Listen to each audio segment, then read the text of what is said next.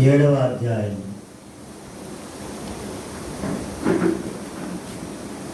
మత్తయి సువార్త 7వ అధ్యాయము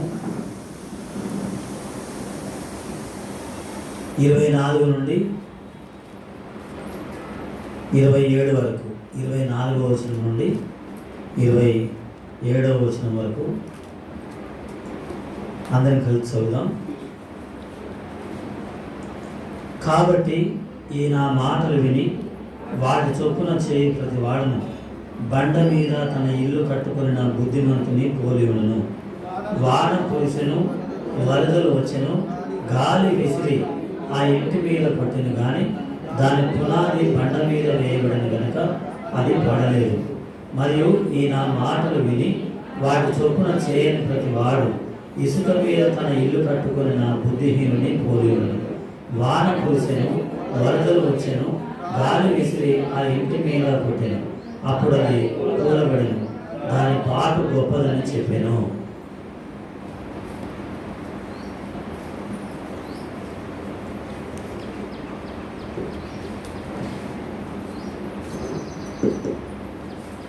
తండ్రి, నమ్మదగిన మీ పదములు,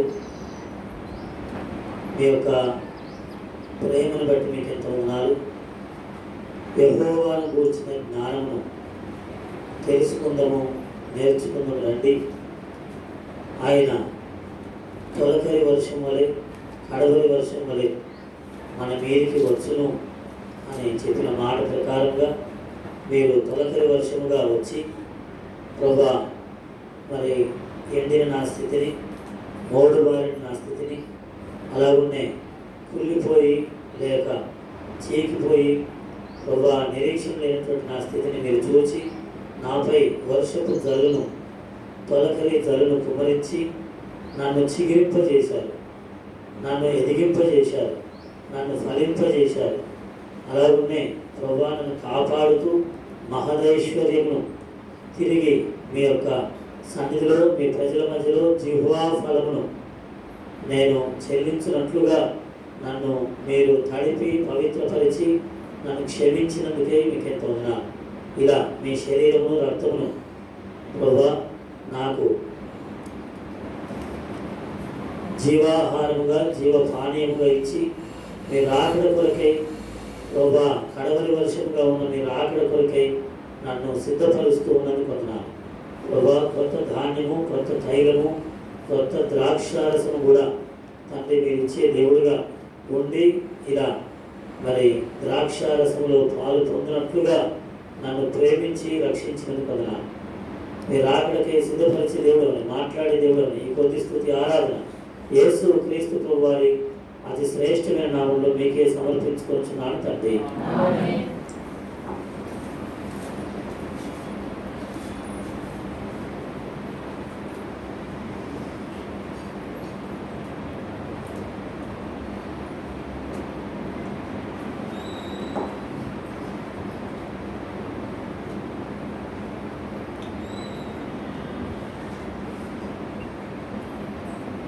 దేవుని వాక్యము మనలను పరీక్షించుకోవడానికి, లేక ప్రభు యొక్క శరీరంలో ప్రభు యొక్క రక్తము గుర్తైనటువంటి రొట్టె ద్రాక్షరసంలో పాలు పొందుట కొరకు మంచి మాటలు, ఆరాధన కొరకై వానను గురించి, వర్షాన్ని గురించి ప్రభు జ్ఞాపకం చేశాడు. అలాగనే ఈ బలలో పాలు పొందక ముందు కూడా వాన లేక వర్షము మనల్ని పరీక్షిస్తున్నది అనే మాటని ఇక్కడ రాస్తున్నాడు. వాన పరీక్షిస్తున్నది. 24వ వచనం, మత్తయి సువార్త 7:24. కాబట్టి ఏ నా మాటలు విని వాటి చొప్పున చేయు ప్రతివాడు బండ మీద తన ఇల్లు కట్టుకునిన బుద్ధిమంతుని పోలి ఉండును. దేవుని మాటలు విని దేవుని మాటల ప్రకారంగా ఎవరైతే జీవిస్తారో వారు బండ మీద ఇల్లు కట్టుకున్న బుద్ధిమంతుని పోలి ఉంటారు అని ప్రభు జ్ఞాపకం చేస్తున్నాడు. అలా ఉండాలి. ఎందుకంటే వర్షాకాలం వచ్చింది కాబట్టి ఏమంటారు, పాత గృహాల దగ్గర ఉండకండి, పాత గోడల దగ్గర ఉండకండి, పాత కట్టడాల దగ్గర ఉండకండి అని హెచ్చరికలు చేస్తూ ఉంటారు. ఎందుకు? నాని ఏమవుతాయి, ఒకేసారి మన మీద కూలిపోవచ్చేమో.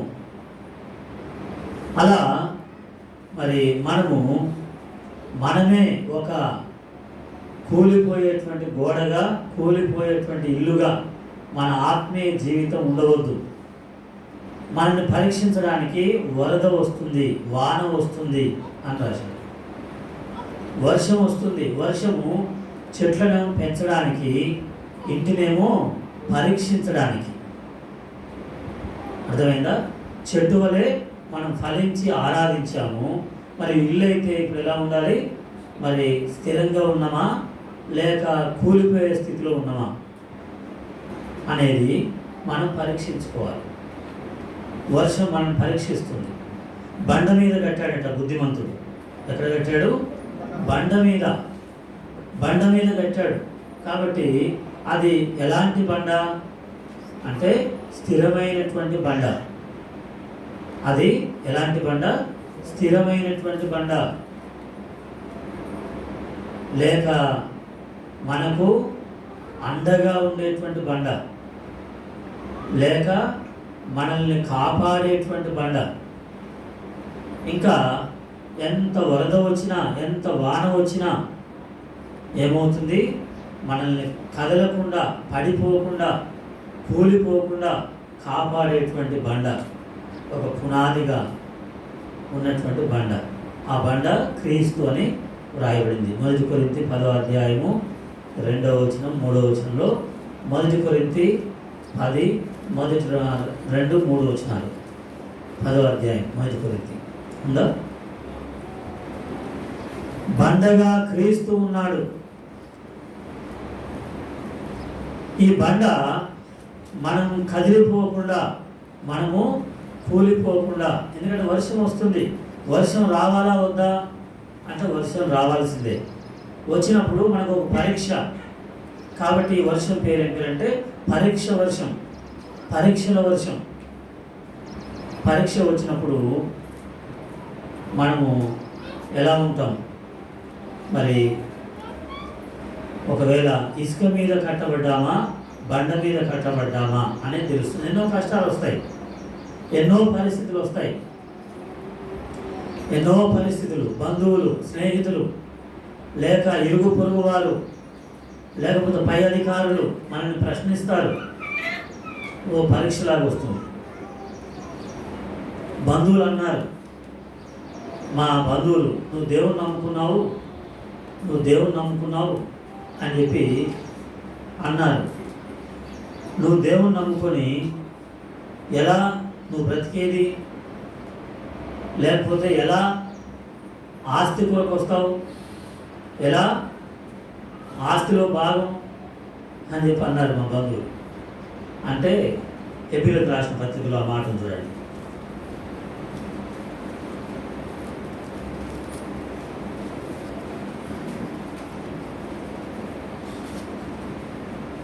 పదవ అధ్యాయము 33వ వచనం. ఒక విధముగా చూచితే మీరు నిందలను బాధలను అనుభవించుట చేత, మీరు నిందలు బాధలు అనుభవించడం చేత 10 మందిలో ఆరడపడితిరి. 10 మందిలో ఏమైనాము? ఆరడపడితిరి. మరి ఒక విధముగా చూచితే వాటిని అనుభవించిన వారితో పాలివారైతిరి. వాటిని అనుభవించిన వారితో కూడా పాలువారైతిరి. ఇంకా 34 ఇంకొకటి చదవండి. ఏదైనా మీరు ఖైదులో ఉన్న వారిని కరుణించి మీకు మరి శ్రేష్టమైన నన్యు స్థిరమైనదైన స్వాస్థ్యం ఉన్నదని ఎరిగి. శ్రేష్టమైనది స్థిరమైన స్వాస్థ్యం ఉంది. ఈ ఆస్తి లేకుంటే ఏంటి?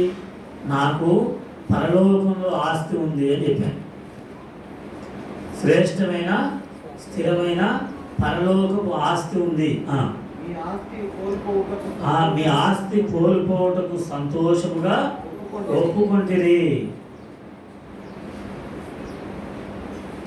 అలా అన్నారు మా బంధువులు. అన్నప్పుడు ప్రభు ఈ మాటను చూపించాడు. నువ్వు దేవుడిని నమ్ముకున్నావు కదా, మళ్ళీ ఎట్లా వస్తావు ఇక్కడికి అన్నారు. మళ్ళీ వాళ్ళే ఇప్పుడు మా అన్నయ్య హైదరాబాద్లో ఉంటున్నారు కాబట్టి మీరంటే హైదరాబాద్ నుంచి రాలేకపోయినా మీ తమ్ముడు ఉన్నాడు ఇక్కడ, మీ తమ్ముడు లేడు, ఆ పాస్టర్ లేడు, ఆ పాస్టర్ని పంపి సరిపోద్ది అంటున్నారు. మళ్ళీ ఒకసారి వచ్చినప్పుడు మీ పాస్టర్ ఉండగా ఆ పాస్టర్ తమ్ముని పంపి చాలన్నారు. నేను పోతున్నాను. అక్కడ చూస్తే అందరికంటే ఎక్కువ నేను ఇంటికి చిన్నోడిని, పెద్దోడికి ఇవ్వాలి జ్యేష్ఠ భాగం, చిన్నోడికి జ్యేష్ఠ భాగం ఇచ్చారు నాకు. అర్థమైందా మీకు? జ్యేష్ఠ భాగము నాకు మా పెద్ద ఆయనకి ఇవ్వాలి, మా ఇంట్లో నాకు జ్యేష్ఠ భాగం ఇచ్చారు. పరీక్ష వచ్చినప్పుడు అమ్మో ఏంది ఇట్లా చేస్తే అని అన్నప్పుడు ఏం లేదు, ధైర్యంగా నిలబడ్డాను. ధైర్యంగా నాకు లేకున్నా పర్వాలేదు. నేను అప్పుడు ఏమన్నానంటే ఒకవేళ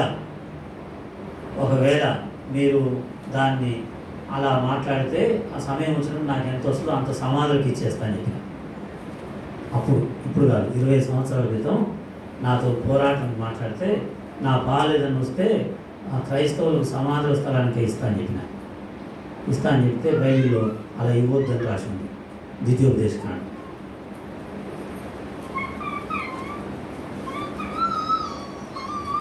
చూడండి ఆ మాట.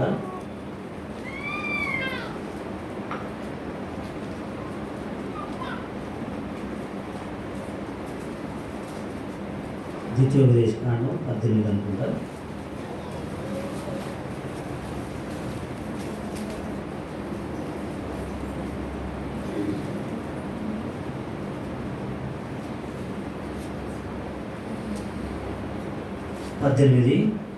ముందు 7వ వచనం లేక 8వ వచనం చదవండి. అంత చదవకపోయినా 6 నుంచి చదవాలి, కానీ ఒక లేవీయుడు లేదా 6 నుంచి చదవండి, మీకు అర్థమైంది. నేను వదిలిపెట్టిపోయాను ఆస్తిని, వదిలిపెట్టిపోతే చదవండి 6 నుంచి. ఒక లేవీయుడు ఇశ్రాయేలు దేశమున తాను విదేశీగా నివసించిన గ్రామములలో ఒక దాని నుండి యెహోవా ఏర్పరచుకున్న స్థలమునకు మక్కువతో వచ్చినప్పుడు అక్కడ యెహోవా సన్నిధిని నిలుచు అతడు యెహోవా సన్నిధిలో నిలుచు దేవుడైన తన గోత్రపు వారు చేయనట్లు అతడు తన దేవుడైన యెహోవా నామమున సేవ చేయవలెను. అమ్మబడిన తన పిత్రార్జితమును వలన తనకు వచ్చినది కాక.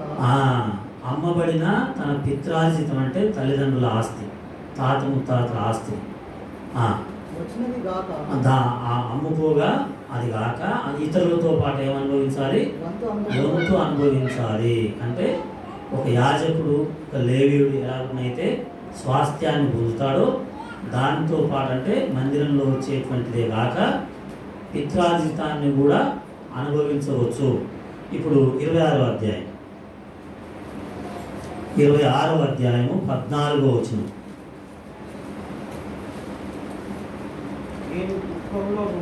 నేను దుఃఖంలో ఉండగా దానిలో కొంచెమైనను తినలేదు, అపవిత్రున్నై ఉండగా దానిలో దేన్ని తీసివేయలేదు, చనిపోయిన వారి విషయమై దానిలో ఏదియు. అప్పుడు నేను వెంటనే వద్దనుకున్నాను. ఇంకా ఈ మాట దేవుడు మాట్లాడితే ఇప్పుడుగా చెప్పేది నేను 20 సంవత్సరాల క్రితం. అంటే వర్షం వలె ఆ మాటలు మన మీద పడతాయి. ఏమనంటే మా బంధువులు అలా అన్నారు. ఎట్లా అంటే దేవుడు నమ్మదగినవాడు.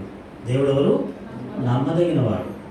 అయినా పర్వాలేదు, మీరు ఇచ్చినా పర్వాలేదు, ఇవ్వకపోయినా పర్వాలేదు అని వెళ్తే నాది నాకే ఇచ్చారు, నాది కాక నాకు కొంచెం ఎక్కువ ఇచ్చారు. ఇక వాళ్ళే ఆశ్చర్యపోతుంది, ఏంటి అసలు ఎక్కువ ఇచ్చాను, నాది కాక నాకు ఇంకెక్కువ ఇచ్చారు. దేవుడు నమ్మదగినవాడు. ఆ మాట సంఖ్యాకాండం. కాబట్టి క్రీస్తు కొరకు ఏమైనా వర్షం లాంటి పరిస్థితి అంటే మన పునాదిని కదిలించే పరిస్థితులు ఏమైనా వచ్చినప్పుడు ప్రభు మాట్లాడేది. సంఖ్యాకాండం 5వ అధ్యాయము 10వ వచనం. ఎవడైనను యాజకునికి ఏమైనాను ఇచ్చిన ఎడల అది అతనికి ఎవరైనా యాజకునికి ఏదైనా ఇస్తే అది అతనికి అయ్యిద్ది అంటారు. అన్నా కూడా నాకు ఎవరైనా ఇస్తే నేను అలా చేయలేదు, దేవుని భాగమా ఇదేంటి, నేను దేవునికి ఎంత ఇవ్వాలి, ఎలా ఇవ్వాలని ఇస్తాను నేను. అట్లా అన్నంత మాత్రాన ఏదైతే అది తీసుకొచ్చి ఇవ్వగానే బోయేది తీసుకొచ్చి అంకుల్ నాకు 10,000 వచ్చినాయి ఇస్తున్నా అంకుల్ ఇస్తే వెంటనే అవి తీసుకొని యాజకునికి ఇస్తే యాజకునికి ఎంత రాసింది కదా తినను. పునాది మనం దేని మీద కట్టబడ్డాం, ఏ బండ మీద మనం కట్టబడ్డాం, అది మనం ఖచ్చితంగా పరీక్షించుకోవాలి. లేకపోతే నువ్వు ఇసుక మీద కట్టబడ్డట్టే. మనం డబ్బుల మీద కట్టబడ్డామా, లేకపోతే బంధుత్వం మీద కట్టబడ్డామా, లేకపోతే మనుష్య ఆశల మీద కట్టబడ్డామా? ఏదో ఒకవేళ వరద రావచ్చు, వర్షం రావచ్చు, ఆ వర్షంలో మన పునాది కనపడుతుంది. మనం బండ మీద కట్టబడ్డ వాళ్ళమైతే సమృద్ధిగా వచ్చినా లేమిడితో ఉన్నా దేవుడు ఏం చేస్తాడు? కాపాడేది దేవుడు, పోషించేది దేవుడు, ఆదరించేది దేవుడు. కాబట్టి మన ఇల్లు దేని మీద కట్టబడ్డది అనేది ముఖ్యం. ఏలియా కాలంలో ఏలియాకు వచ్చిందో పరిస్థితి. ఏలియాకు వర్షం వచ్చింది చూడండి. రాజులు మొదటి గ్రంథము, రాజులు మొదటి గ్రంథం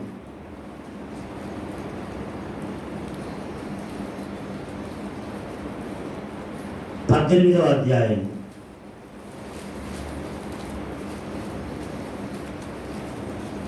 రాజులు మొదటి గ్రంథం 18వ అధ్యాయము 44వ వచనం నుండి.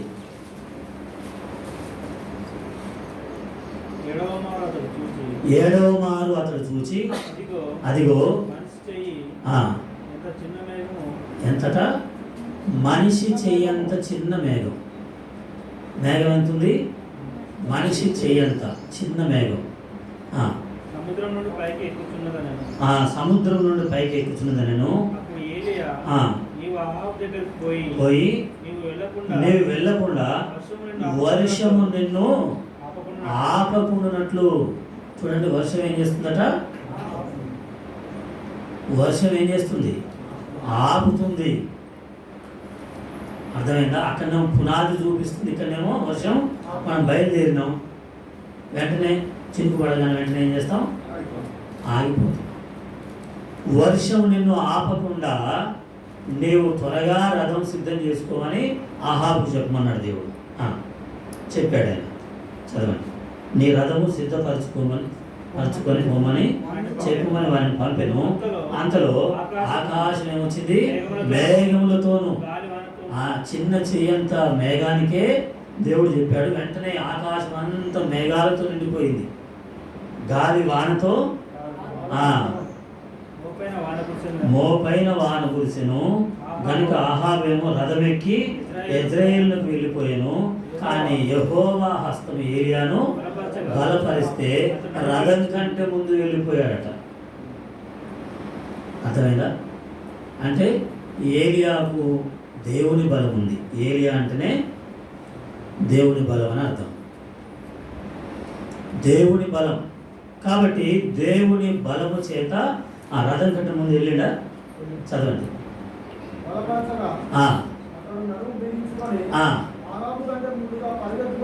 కాబట్టి దేవుని బలం. వర్షం ఏం చేయలేకపోయింది. ఇప్పుడు రథము వర్షంలో పరిగెత్తింది, ఏలియా వర్షంలో పరిగెత్తుతున్నాడు. మోపైన వాన వస్తుంది, అయినా ఏలియా ఆగలేదు. ఆగిందా? కాబట్టి దేవుడు పరీక్షించాడు. రథం ముందు పోద్దా, ఏలియా ముందు పోతాడా? వెంటనే ఏలియా పరిగెత్తాడు. నా దేవుడు నన్ను బలపరుస్తాడు. ఈ వర్షము నన్ను ఏం చేయలేదు? ఆపలేదు. వర్షము నన్ను ఆపదు, నా ఆత్మీయ జీవితాన్ని ఆపదు. వర్షము నా యొక్క పరుగును ఆపదు. వర్షము నా యొక్క ఉద్దేశాన్ని ఆపదు. అది వెళ్ళాల్సిన అవసరం ఏంటి? చూడండి ఎట్లుందో. నువ్వేమో వెళ్ళు, నేను నీతో పాటు రథం ఎక్కుతా అనొచ్చు కదా అంటుడా, అంటలేడు. కానీ దేవుడు ఆయన బలపరచగా రథం కంటే ముందు వెళ్ళాడు. కాబట్టి ఏ సౌకర్యం లేకపోయినా, వర్షంలో వెళ్ళాలంటే చాలా కష్టం కదా. మళ్ళీ ఇంకా చెప్పాలంటే చాలా సంవత్సరాల తర్వాత వర్షం వస్తుంది. అప్పటికి ఎన్ని సంవత్సరాలు అయింది? 3.5 సంవత్సరాలు వర్షం ఆగిపోయింది. ఆగిపోయినటువంటి తర్వాత వచ్చినటువంటి వర్షము మోపుగా వచ్చింది, బలంగా వచ్చింది. ఎంత బలంగా వచ్చిందో ఇంకొకసారి వచ్చింది. చూడండి 19వ అధ్యాయము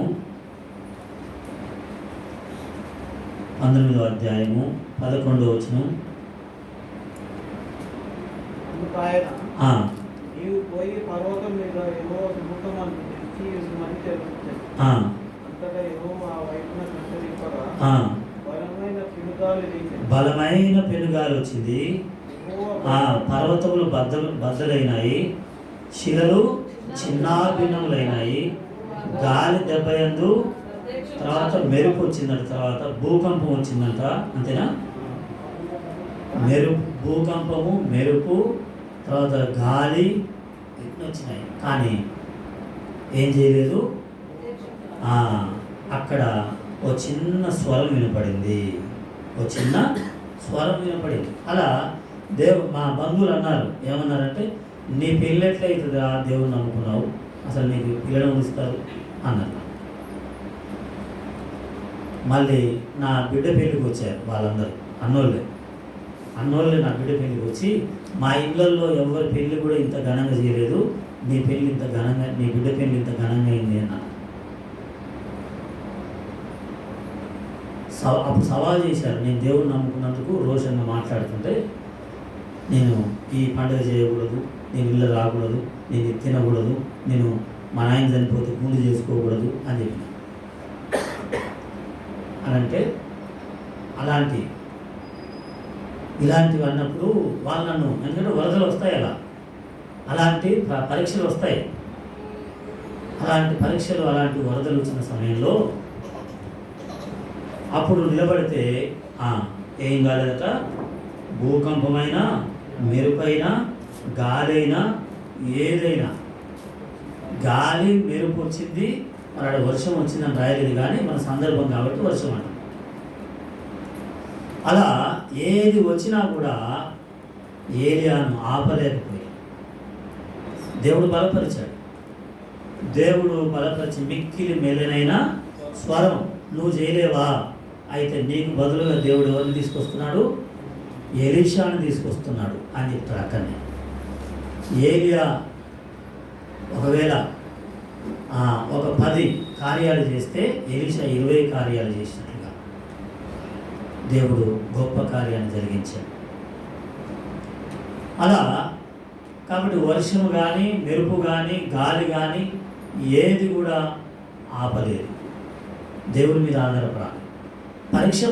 పరీక్షలు వస్తాయి మన జీవితంలో, మన కుటుంబాల్లో, మన జీవితాల్లో, మన యొక్క ఆత్మీయ జీవితంలో ఎన్నో పరీక్షలు. అందుకని నువ్వు బండ మీద కట్టబడ్డవా లేదా, ఇసుక మీద కట్టబడ్డవా, లోతుగా తోవబడ్డవా లేదా. లూకాసు వార్త 6వ అధ్యాయంలో అక్కడ ఏమంటాడు, లోతుగా త్రవ్వి అని రాస్తాడు. లేకపోతే నేల మీద కట్టబడ్డవా, పైన కట్టబడ్డవా. పైన కట్టబడితే చిన్న వాటికి కదిలిపోతావు, చిన్న వాటికి కదిలిపోతావు, కూలిపోతావు. చిన్నవాటికే 6వ అధ్యాయము ఎంత 48వ వచనం. ఇల్లు కట్టవలనని ఉండి లోతుగా త్రవ్వి బండ మీద పునాది వేసిన వాని పోలి ఉండును.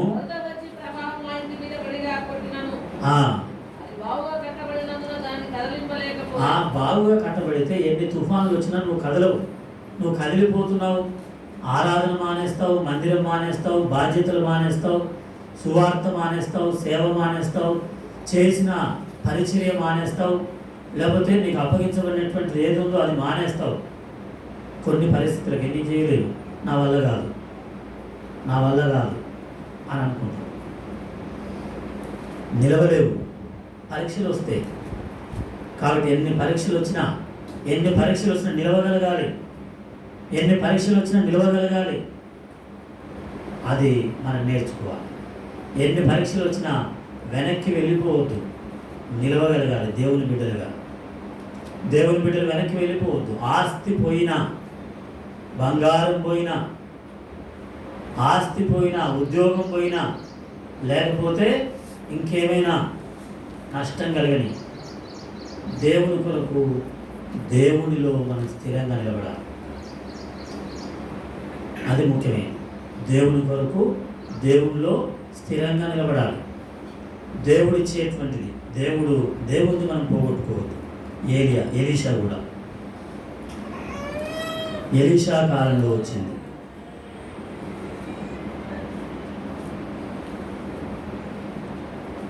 రాజుల 2వ గ్రంథము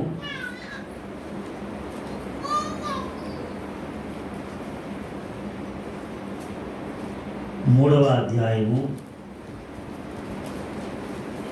రాజుల 2వ గ్రంథం 3వ అధ్యాయము 16-17 వచనాలు. యెహోవా సెలవిచ్చినదేమనగా, ఈ లోయలో చాలా గోతులు త్రవ్వించు. దేవుడు సెలవిచ్చేది ఏంటంటే, గాలే గాని వర్షమే గాని, ఒకవేళ గాలి రాకపోవచ్చు, వర్షం రాకపోవచ్చు, కానీ నీ బావిలో నీళ్లు ఉబికి వస్తాయన్నది.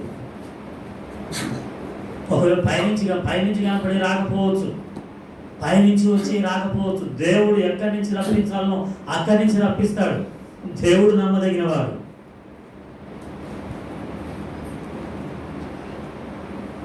గాలి లేదట, వర్షం లేదట. గాలి లేదు, వర్షం లేదు, కానీ తొగిన గోతుల్లో ఏమొచ్చాయి? నీళ్ళు వచ్చాయి. ఎందుకంటే నీళ్ళు ఇచ్చేది దేవుడు. ఎలీషా కాలంలో ఇలా జరిగింది అద్భుతం. ఏలియా కాలంలో అలా జరిగితే ఎలీషా కాలంలో ఇలా జరిగింది అద్భుతం. అద్భుతం చేశాడు. భయపడలేదు, నిలబడ్డాడు. దేవుడు అద్భుతం చేశాడు. గోతుల నిండా నీళ్ళు వచ్చాయి. ఆ నీళ్ళ మీద 22వ వచనం, ఉదయమందు వీరు లేచినప్పుడు సూర్యుడు నీళ్ళ మీద ప్రకాశించాడు. మళ్ళొకసారి చెప్తానని చెప్పాను కదా, అది మళ్ళొకసారి చెప్తాను.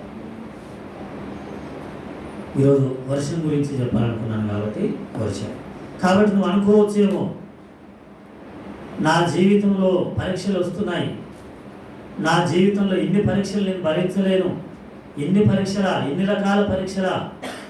లేదు, ప్రభువు నీతో ఉంటే, ప్రభువు నువ్వు నమ్ముకొని ఉంటే, ప్రభువు మీద నువ్వు ఆధారపడితే, మనుషులు ఆపేసిన, గాలి లేకపోయినా, వర్షం లేకపోయినా, నీళ్లను ఏం చేస్తాడు?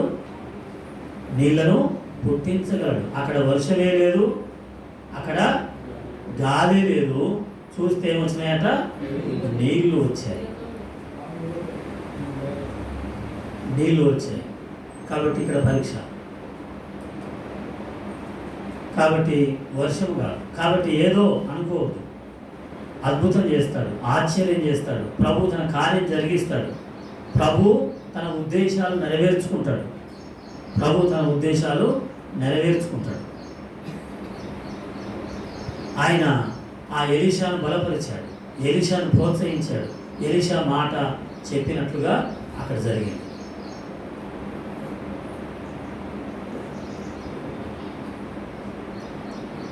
ఎజ్రా గ్రంథము 10వ అధ్యాయం 9వ వచనం. ఎజ్రా గ్రంథం 10వ అధ్యాయం 9వ వచనం.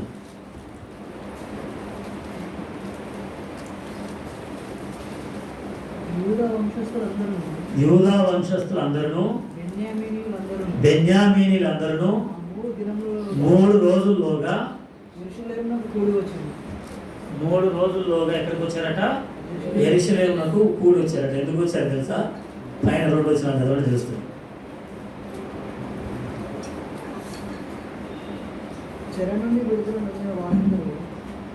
పైన వచ్చిన 1 వచనం 8వ వచనం చదివిన చాలు. మరియు 3 దినములలోగా ప్రధానులను పెద్దలను చేసిన యోచన చొప్పున ఎవడైనా రాకపోయిన వాని ఆస్తి ఏం చేస్తా? ఆ మాట అంటే మిస్పా నిండిపోద్ది. ఇప్పుడు హెబ్రోన్ నుంచి పెద్దలు వచ్చారు. ఆ పెద్దలు చేసిన నిర్ణయం ప్రకారంగా 3 రోజుల్లో మీరు రాకపోతే మీ ఆస్తులు దేవునికి అయిపోతాయి, మొత్తం హెబ్రోన్ పేరు మీద రాసేస్తామని అనుకోండి. నాయన, తండ్రి, దేవ, రక్షక, నేను తప్పకుండా వస్తాను తండ్రి, నా కొరకు ప్రార్థన చేయండి ప్రభుదాసన్న అని వస్తాను. కానీ బుద్ధి లేకుండా బతిలాడిన మందిరానికి రాకుండా ఏదో వంక పెట్టుకొని సేవకుడు మమ్మల్ని దర్శిస్తలేడని చెప్పడానికి ఇదా ఎజ్రా గ్రంథంలో వర్షం వచ్చింది. అందుకనే వాళ్ళ ఆస్తులు పోతాయి అనేసరికి ఏమైంది? బయలుదేరితే వాళ్ళు బయలుదేరితే ఏమొచ్చినాయట? చదవండి ఏమైందో 9వ వచనం. యూదా వంశస్థులు అందరూ బెన్యామీనీలు అందరూ 3 దినముల్లోగా యెరూషలేమునకు కూడి వచ్చిరి. 9వ నెల ఆ నెల 20వ దినమున జనులందరూ దేవుని మందిరపు వీధిలో కూర్చొని ఎన్ని వర్షాలట? గొప్ప వర్షం వచ్చినా కూడా ఆగలేదట. ఎందుకు? మేము పోకపోతే ఏం పోద్ది? ఇంతకాలం సంపాదించిన ఆస్తి పోద్ది, ఇంతకాలం కూడబెట్టిన ఆస్తి పోద్ది, ఇంతకాలం కట్టుకున్న ఇండ్లు పోతాయి, ఇంతకాలం పెంచుకున్న చెట్లు పోతాయి, ఇంతకాలం నాటిన నారు పోతుంది, ఇంతకాలం వేసిన పంట పోతుంది, ఇంతకాలం దాచిపెట్టిన వస్త్రాలు పోతాయి, ఇంతకాలం మూలిగినటువంటి ధనం పోతుంది అని భయానికి వచ్చారు. వర్షం ఆపదు. ఇప్పుడు వర్షం వస్తుంది, ఇప్పుడేం పోతుంది అంటే నాయన ఈ వర్షం 5 రోజులు ఉంటే ఎన్ని రోజులు పోవాలట? యెరూషలేముకి శుక్రవారం సంఘ ప్రార్థన, శనివారం 2, ఆదివారం 3 రోజుల్లో కనుక రాకపోతే శుక్రవారం సంఘ ప్రార్థన చూస్తా, శనివారం స్త్రీల మీటింగ్ చూస్తా, ఆదివారం నాడు ఆరాధనతో చూస్తా. ఈ 3 రోజుల్లో నువ్వు కనుక పాలు పొందకపోతే నీ ఇంటికి వచ్చి గోరెంకల పెళ్ళికి వచ్చి, శనివారం వచ్చి, పొలిటికల్కి వచ్చి, శాఖపాలం వచ్చి, లేకపోతే ఇంకా మీ దేవుడు నెల్లివండకు వచ్చి, ఇంకా మీ దేవుడు సందుబాట్లకు వచ్చి మా కళ్ళు దాచుకోకరిగా ఎవరెవరు ఎక్కడ ఓగోడుకు వచ్చి మీ ఇల్లు జప్తి చేసుకొని, మీ ఇంటి కాగితాలు తీసుకొని, మీ ఇల్లు, ఆస్తి, పంట, గొడ్డు, గోద, నగ, నట్ర, చెట్టు, పుట్ట అంతా తీసుకొచ్చుకుంటా. కొండగిరి కూడా మా ఊరి పేరు చెప్పిన తోకరాయగూడెం కూడా వస్తా. ఇంకెవరెవరు ఏ ఊరి నుంచి వచ్చారు చెప్పండి అని ఎజ్రా చెప్పిండు. నేను కాదు, నాకంత ధైర్యం లేదు. ఎజ్రా చెప్పింది. అంతేగాని నేను రాను అంటే మాత్రం ఒప్పుకోడు. కూర్చొని ఏం చేస్తున్నట? కూర్చుంటే ప్రసంగం చేస్తుండ్రు కూర్చున్న వాళ్ళకి. ఎవరు? ఎజ్రా. 13 వచ్చిన అందరూ వాళ్ళు, నాయన ఎజ్రా గారు ఇంతలా మొత్తుకొని చెప్తున్నావు కానీ ఒక్కసారి నన్ను అర్థం చేసుకోండి అని వాళ్ళు దండం పెట్టి చెప్తున్నారు.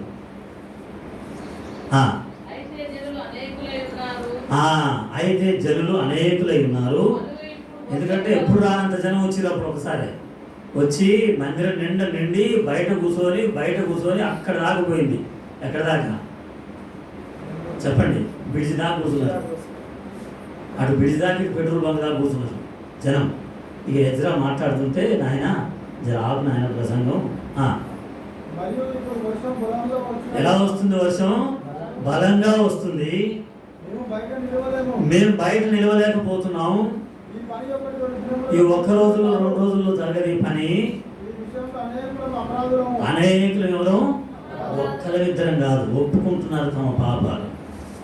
ఒక్కరం కాదు, ఎవరు ఒక్కరి మీద పెట్టేది కాదు. మేము అనేకులం పాపాత్ములు. సరే, నన్ను కలుపుకున్నాను. ప్రభుదాస్తో సహా మేమందరం ఎవరు? పాపాత్ములం. కాబట్టి ఇప్పుడు ఇక వర్షాలు బయట మేము నిలబడి తడవలేకపోతున్నాం.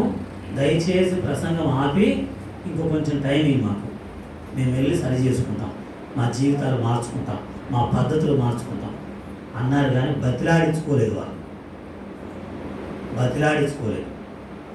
ఎవరైనా సరే ఎందుకు రాలేదు ఒక కారణం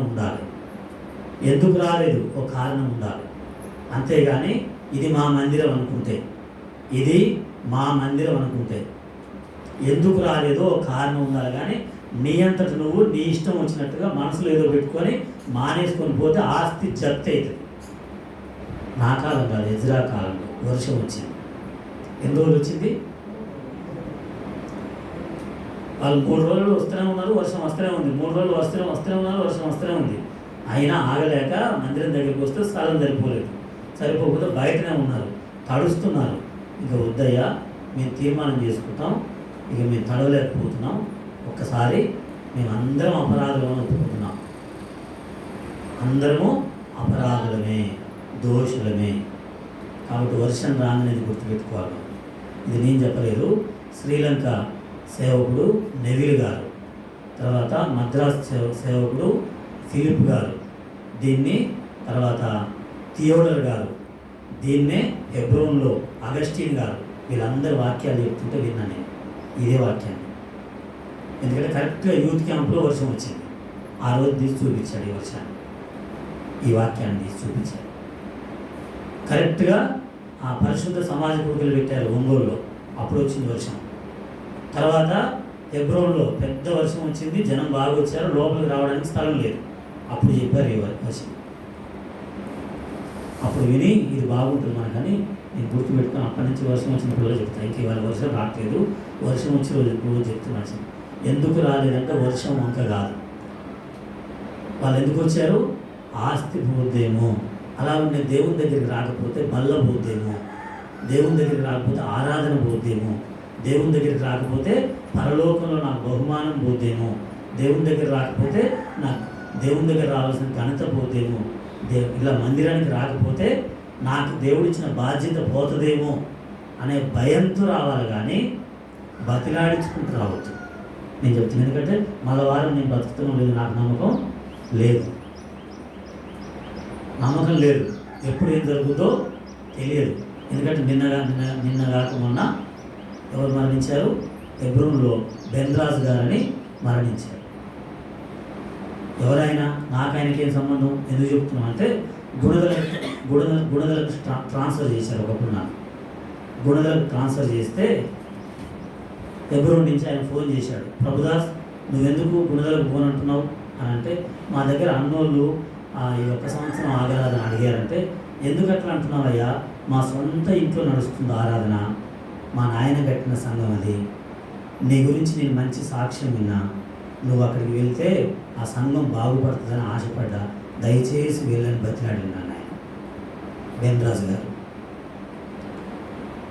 వాళ్ళ నాయన కట్టిన సంఘం అట, వాళ్ళ ఇంట్లోనే ఆరాధన నడుస్తుంది, అది నీ గురించి సాక్ష్యం విన్నా, దయచేసి వెళ్ళమని బతిలాడితే వెళ్ళలేను, అందుకని చెప్తున్నా. మళ్ళీ ఈ వారానికి అయినా లేడు, మళ్ళీ వారానికి ఉంటాడో లేడో నేను తెలియదు, నువ్వు ఉంటావో లేదో తెలియదు. తీర్మానం చేసుకొని ఇంకొకరిని మార్చడానికి ప్రయత్నం చేయి. నీ మనసును తీసేసుకో, నీ లోపల ఉన్న కుళ్ళు, కుతంత్రం, కుట్ర, లోపల ఏమేముందో అసూయ, ద్వేషం అంతా తీసేసుకొని నేను ఇంకొక వ్యక్తికి బుద్ధి చెబుతా, నేను ఇంకొక వ్యక్తిని మారుస్తా అనేది నేర్చుకో. అంతేగాని పగ, ఈర్ష్య, ద్వేషాలు వదిలేసుకుందాం. వర్షం వస్తే వర్షంలో చేసిన పని అది, వర్షంలో చేసుకున్న తీర్మానం. అవసరమైతే నా భార్యనైనా వదిలిపెడతానడట. చదవండి 18వ వచనం, లేకపోతే ఎన్నో వచనం చూడండి, 19వ వచనమా? 19వ వచనం, నా భార్యనైనా వదిలిపెడతా కానీ దేవుని సన్నిధిని వదిలిపెట్టాను. ఎందుకంటే భార్య అంటే వద్దు, ఏం పోతావా చర్చికి, నేను పోతే అందరు తిడుతురు, పోతే నీ పరుగు పోద్ది, అక్కడ నేను వికారంగా మాట్లాడుతాను, ఏం పోతామని. ఒకవేళ భార్య అనొచ్చు, కొడుకు అనొచ్చు, కోడలు అనొచ్చు, బిడ్డ అనొచ్చు. అప్పుడు నువ్వు మందిరం మానేస్తే నీ అంత దౌర్భాగ్యం ఇంకొకరికి ఉండదు అని రాశారు అక్కడ. భార్య నేను వదిలిపెడతా కానీ మందిరం వదిలిపెట్టను, నా దేవుడు నాకు ఇచ్చిన బాధ్యత వదిలిపెట్టను, నాకు ఇచ్చిన సేవ వదిలిపెట్టను, సువార్త వదిలిపెట్టను, పరిచర్య వదిలిపెట్టను అని తీర్మానం చేసుకున్నారు వాళ్ళు. అదంతా వివరించే సమయం లేదు ఇప్పుడు. ఇది ఎవరు చెప్పారంటే ఏలియాస్ అని చెప్పాడు. ఇది ఏలియాస్ అని చెప్పాడు. మేళ్ళ చెరువులో మీటింగ్ అయినప్పుడు, మేళ్ళ చెరువులో మీటింగ్ అయితే ఏలియాస్ అని చెప్పి ఇందులో ఏలియా అనే పేరు వచ్చింది. 21వ వచనం ఉందా? ఆ పేరు చదివించి నా పేరు ఉంది కాబట్టి చెప్తున్నాను ఏలియాస్ అని చెప్పిండు. అది ఇప్పుడున్న ఏలియాస్ అన్న లేడు. ఆయన పేరు చదివించి ఒకవేళ నా భార్య కూడా సేవలో నన్ను ఇబ్బంది పెట్టవచ్చు, అయినా సేవ ఆపొద్దు.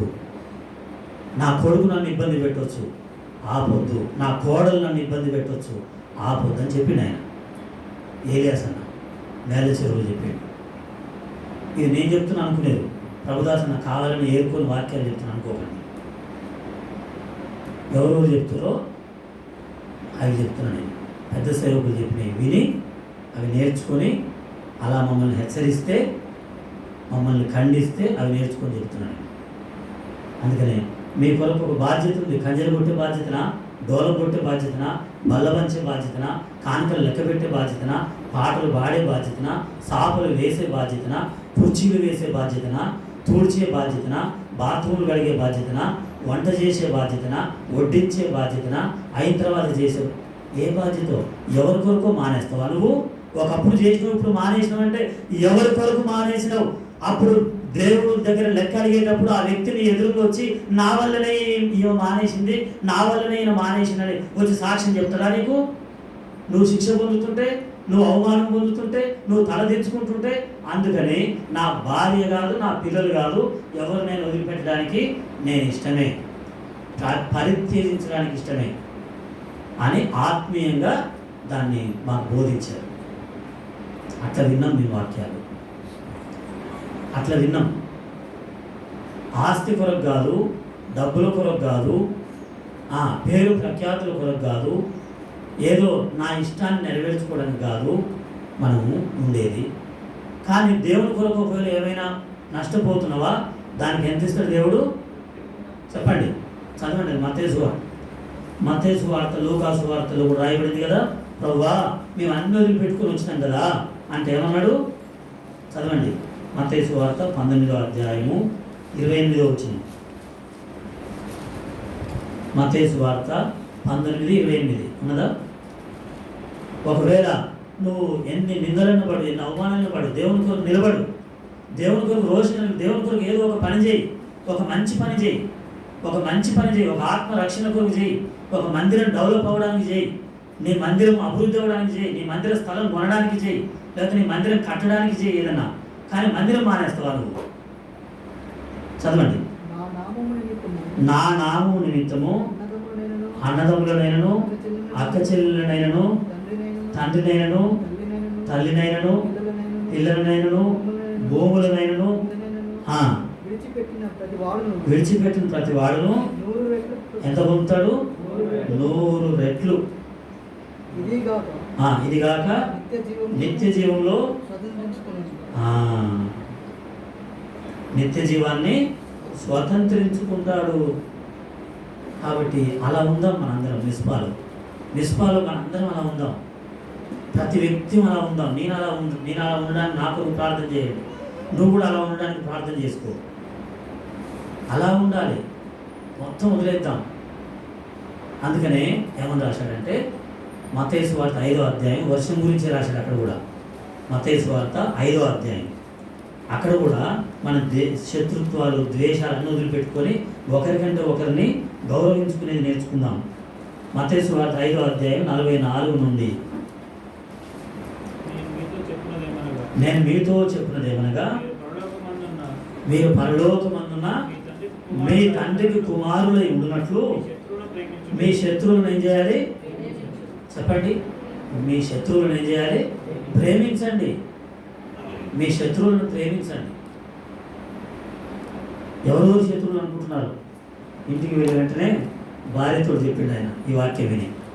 మా పాస్టర్ గారు చెప్పారు శత్రువులను ప్రేమించమని, ఈరోజు నిన్ను ప్రేమించాలనుకుంటున్నాను. అర్థమైందా? అంటే అర్థమైంది. ఇంతకాలం ఎట్లా చూసినామని అర్థం చేసుకోండి. కాబట్టి తోటి సహోదరుని పైన 43వ వచనం, నీ పొరుగువాని ప్రేమించి నీ శత్రువును ద్వేషించమన్నాడు కదా. ఆ మాట మీరు విన్నారు కదా. అట్లా కాదు, శత్రువును కూడా ఏం చేయాలి? ప్రేమించాలని చెప్పి వారి కొరకు ఏం చేయాలి? నిన్ను హింసిస్తే, నిన్ను బాధ పెడితే వాళ్ళ కొరకు ప్రార్థన చేయి. ప్రభువా వాళ్ళు తెలియక చేస్తున్నారు, ప్రభువా వాళ్ళ మనసు మార్చు, వాళ్ళ బుద్ధి మార్చు, వాళ్ళ ప్రవర్తన మార్చు, వాళ్ళు నమ్మకంగా ఉండేటట్టు చేయి, వాళ్ళను దేవుని బిడ్డలుగా మార్చు, వాళ్ళను దేవునికి సాక్షులుగా మార్చు అని ప్రార్థన చేయి. చేస్తే 45వ వచనం, ఆయన చెడ్డవారి మీదను మంచివారి మీదను ఉదయింపజేసి నీతిమంతుల మీదను అనీతిమంతుల మీదను. మరి దేవుడు కురిపిస్తున్నాడు వర్షం, నువ్వెందుకు కురిపించవు? కాబట్టి ఆ వర్షము చేత ఏం చేయాలి చెప్పండి? ఆ వర్షము చేత వాళ్ళ జీవితం మార్చబడాలి. ఆ వర్షము చేత జీవితం మార్చబడాలి. 46వ వచనం, మిమ్మల్ని ప్రేమించిన వారిని ప్రేమిస్తే ఎట్లా? నీకేం ఫలం కలుగుతుంది? సుంకర్లు కూడా అలాగే చేస్తారు కదా. కాబట్టి నీ సహోదరులకు మాత్రం ఏం చేస్తావు? వందనం చేస్తే నువ్వు ఎక్కువ చేసింది ఏముంది? కనీసం సహోదరులు కూడా ఏం చేయట్లేరు, వందనములు చేసుకుంటలేరు. అయిపోగానే పరార్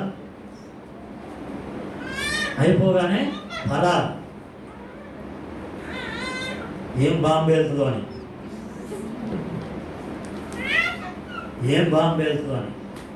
ఏముంది ప్రైజ్లాట్ చెప్పుకునేదానికి? వందనాలు చెప్పు, మళ్ళీ మనం కలుస్తామో కలవము, ఇదే ఆఖరి చూపేము. సాక్షి చెప్తా కదా వచ్చి, నిన్ననే నాకు ప్రైజ్లాట్ చెప్పింది, నిన్ననే నాకు అని ఒకవేళ చెప్తారు కదా. ఎందుకంటే పరారైతావు? నిన్ననే కదా నాకు ప్రైజ్లాట్ చెప్పేళ్ళు అని సాక్ష్యం, ఆ ఒక్క సాక్ష్యం చాలదా?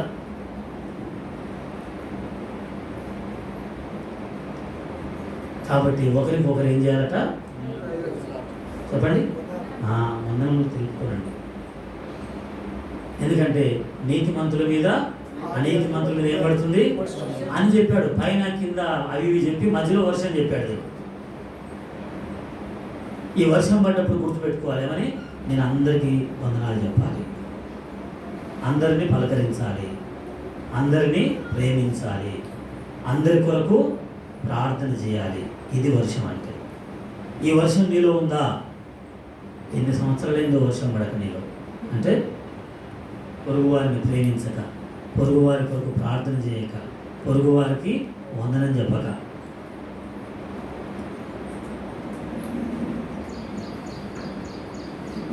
కాబట్టి వర్షం వస్తున్నప్పుడు నువ్వు అర్థం చేసుకోవాలి, దేవుడు వందనం చెప్పమంటున్నాడు అని. ఎవరికి? పొరుగు వారికి. ఈ పొరుగు వారికి వందనం చెప్ప. అర్జెంట్ ఉందా? చాలా అర్జెంట్ ఉందా? చాలా. మరి ఇతరులకు ఎందుకు చెప్పాను? ఒకరికి చెప్పి ఇంకొకరికి ఏం చెప్పు? అంత అర్జెంట్ ఉన్నప్పుడు ఎవరికి చెప్పొద్దు కదా. మరి అంత అర్జెంట్ ఉన్నప్పుడు ఏం చేయాలి? కళ్ళు మూసుకొని ఆశీర్వాదం ఇవ్వండి. అందరి కళ్ళు తెరిచేసరికి ఏం కావాలి? తగిన మాయం కావాలి. ఒక ఇద్దరికి చెప్తివి, ఒక ఇద్దరికి చెప్పకపోతుంది. అది ఎట్లా? కాబట్టి అవన్నీ తీసేసుకుందాం, అవన్నీ తొలగించుకుందాం, ద్వేషాలు తొలగించుకుందాం, ఒకరినొకరు గౌరవించుకుందాం. గౌరవించే విషయంలో మరియమ్మ ఎలిజబెత్కి ఏం చేసిందట చెప్పండి?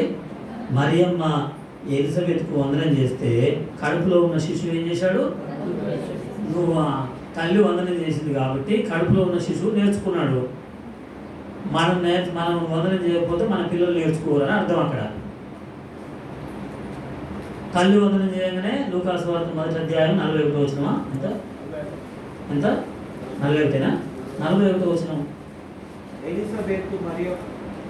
వందనం వచనం వినగానే ఆమె గర్భంలో శిశువు గంతులు వేసెను. చాలు, శిశువు గంతులు వేశాడు. శిశువు ఆనందమైంది, శిశువు లోపల కార్యం జరిగింది. కాబట్టి మనము వందనం చెబితే మన కడుపులో ఉన్న శిశువు కూడా నేర్చుకుంటాడు ఆ విషయాన్ని. మనం వందనం చెప్పకపోతే నేర్చుకోవాలి. ఆ తర్వాత వచ్చే తరం వందనాలు అనరు, తందనాలు. తందాన తాన అని ఉంటుంది కదా, తాపిక జంపరి థా అంటారు. అంతేనా? విన్నారా ఎప్పుడు మీరు అది విన్నారా?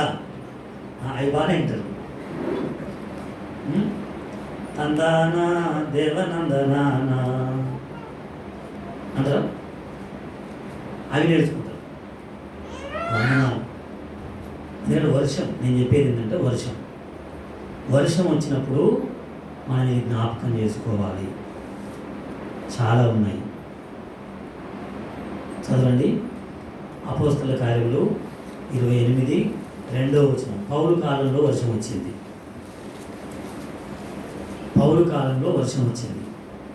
అపోస్తల కార్యములు 28:2. ఎవరట వాళ్ళు? అనాగరికులు. అంటే చదువు సంధ్య లేదు అంటారు కదా. చదువు లేదు, లేకపోతే నాగరికత లేదు, అంటే మోడర్న్ లేదు, మోటుతనం ఉంది. అంటే ఎలా వస్త్రాలు కట్టుకోవాలో తెలియదు, ఎలా కూర్చోవాలో అట్లా ఉంటుంది కదా, ఎలా కూర్చోవాలనో తెలియదు, ఎలా పడితే అలా కూర్చోవడం, ఎలా పడితే అలా మాట్లాడడం, ఏది మాట్లాడాలో తెలియదు.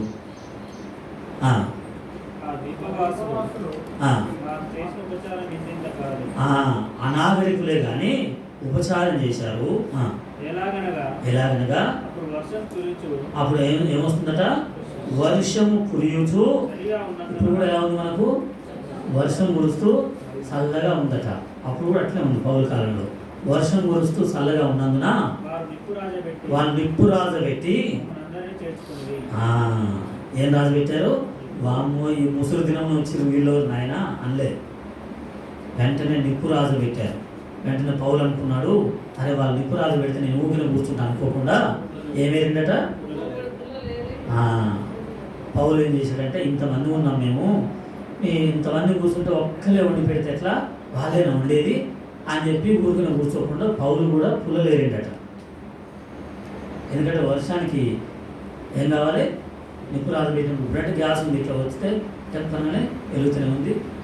అది అయిపోకముందే సిలిండర్ అయిపోకముందే ఇంకోటి రెడీ ఉంది. ముందే మాట్లాడుకుని పెట్టుకోరు, వస్తుంది మీకు రెడీ ఉందా, మీరు అయిపోతే తెచ్చిస్తే కానీ అంటే రెడీగా ఉంది, ఎప్పుడంటే అప్పుడు ఫోన్ చేయాలంటే ఇక ఫోన్ చేసేదే ఉంది. నల్లమంట వచ్చిందా, ఇది ఎర్రమంట వచ్చిందా అంట కదా. వచ్చింది గిన్నె ఆ కింద నుంచి మసి పారుతుంది, ఇక అయిపోవచ్చింది, ఇప్పుడే తెచ్చిపెట్టి నీకు అవసరమైతే నీకు పంపిస్తాను రెడీగా పెట్టుకున్నాం. అప్పుడు అట్లా కాదు కదా, పుల్లలు ఏరుకున్నారు. పుల్లలు ఏరుతుంటే ఈ వర్షాకాలం కాబట్టి ఆ పుల్లలు ఏముందట, అయ్యో ఇదేంటి ఇట్లా వచ్చింది, పాము వచ్చింది. పాము రాగానే వెంటనే ఎవరి నింద వచ్చింది? పౌలు మీద. అమ్మ ఈయన తక్కువడేం కాదు, ఈయన సముద్రం నుంచి వచ్చాడు. సముద్రం తప్పించుకున్న న్యాయదేవత ఏం చేయలేదట ఇతన్ని? ఏ దేవత? అంతేనా? న్యాయ ధర్మదేవత. ఎన్నో వచ్చినది? 4వ వచనం. ధర్మదేవత బ్రతకనీయలేదు అనుకోగానే వెంటనే పౌలు ఏం చేశాడు? దాన్ని ఇలా విదిలించాడు. అది పోయింది. ఆ మంటల్లో పడ్డదేమో. అందరు తలా ఒక పుల్ల ఏరుకొచ్చారు కదా, అందరు తలా ఒకలేమో నిప్పు రాజు పెట్టారు, తలా ఒక పుల్ల తీసుకొచ్చారు, అక్కడ వేసారు, మంచి మంట వచ్చింది. ఆ కాకకి పాము బయటకు వచ్చింది, పట్టుకుంది, జాడించగానే పాము పోయింది, ఆ మంటలో పడ్డది. అతను శత్రువు కాలిపోవాలి. మన మధ్యలో శత్రువు ఏం కావాలి? కాలిపోవాలి. కాలిపోయింది. వెంటనే పౌలుని చూసి ఏమనుకున్నారు? ఈయనే ఒక దేవత అనుకున్నారు. అనుకొని ఏదేదో అనుకున్నారు. ఆ తర్వాత దేవుడు గొప్ప కార్యం చేశారు. అక్కడ అద్భుతం జరిగింది, అక్కడ సమృద్ధి, అక్కడ సమాధానం, అక్కడ వాళ్ళతో కూడా సహవాసం. ఎంత బాగుందో ఆ మాటలన్నీ వింటుంటే, చదువుతుంటే ఎంత బాగుంటుందో. అక్కడ సమయం అయిపోయింది కాబట్టి ఎంత పౌలు కాలంలో వచ్చిన వర్షం అది, మంచి వర్షం. ఆ వర్షానికి వాళ్ళు చేర్చుకుంటారా చేర్చుకోరా? ఆ వర్షానికి పౌలు పుల్లలు ఏరుతాడా ఏరడా? ఆ వర్షానికి ఎలా అని పౌలు కాలంలో వచ్చినటువంటి వర్షము. చూడండి, ద్వితీయోపదేశకాండం 32:2. ద్వితీయోపదేశకాండము 32:2. నా ఉపదేశం వానవల కురియును. నా ఉపదేశము వానవలు కురుస్తుంది. కాబట్టి దేవుని యొక్క ఉపదేశం, దేవుని యొక్క వాక్యం. కాబట్టి దేవుని యొక్క వాక్యాన్ని వర్షముగా తీసుకోండి. వర్షం వస్తుంటే పిల్లలకి ఎంత సంతోషమో. ఏమంటారు, అదే వర్షంలో తడవద్దు అంటుంటే ఏం చేస్తుంటారు పిల్లలు? వాన వాన వాన వాన ఏమంటారు? ఎక్కడిదో పాట. వాన వాన వల్లప్ప వాకి తిరుగు అని అనుకుంటారు చూడండి.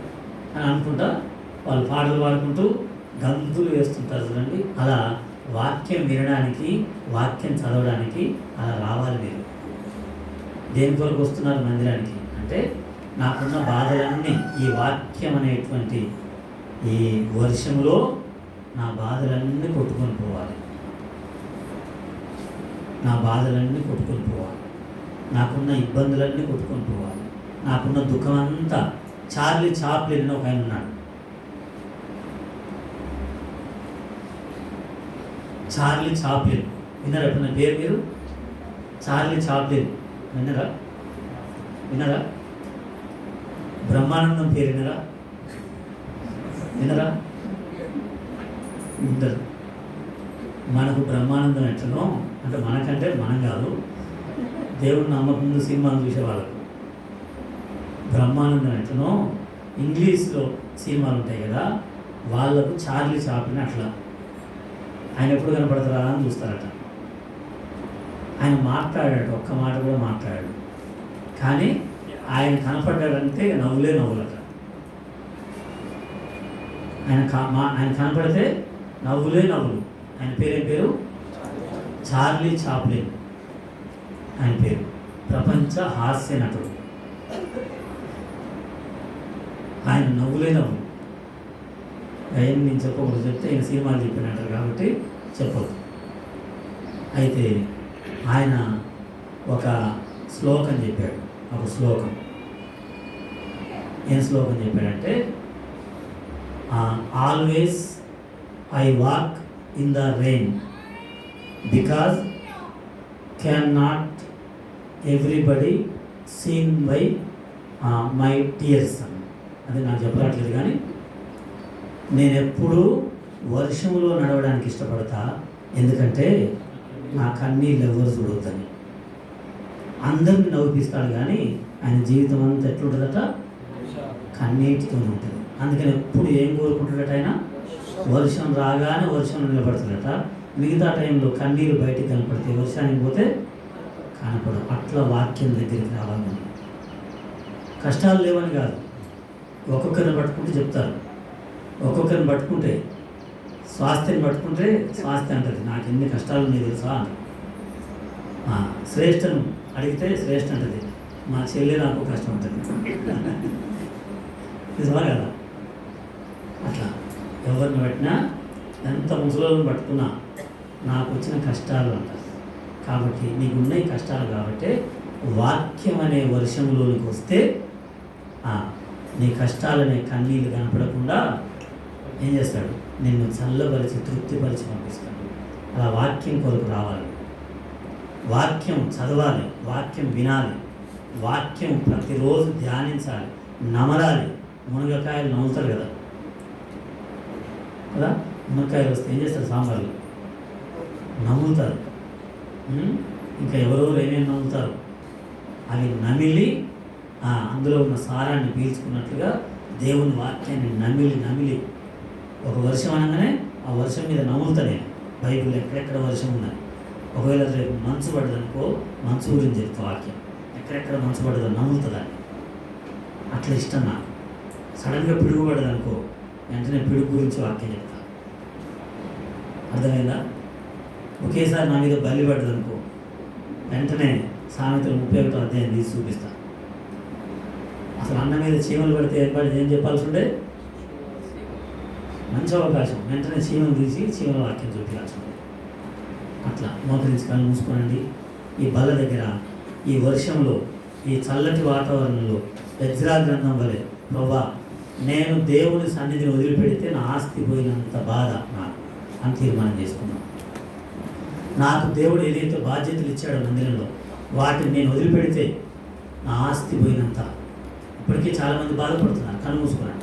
నా ఆస్తి కోట్ల రూపాయల ఆస్తి పోయిందన్నా అని నాకు చెప్పుకుంటారు. వాళ్ళ దగ్గరికి పోతే అన్న ఇప్పుడు అమ్మితే 40 లక్షలు వచ్చేదంటారు. వాళ్ళు నాకు చెప్పుకుంటారు.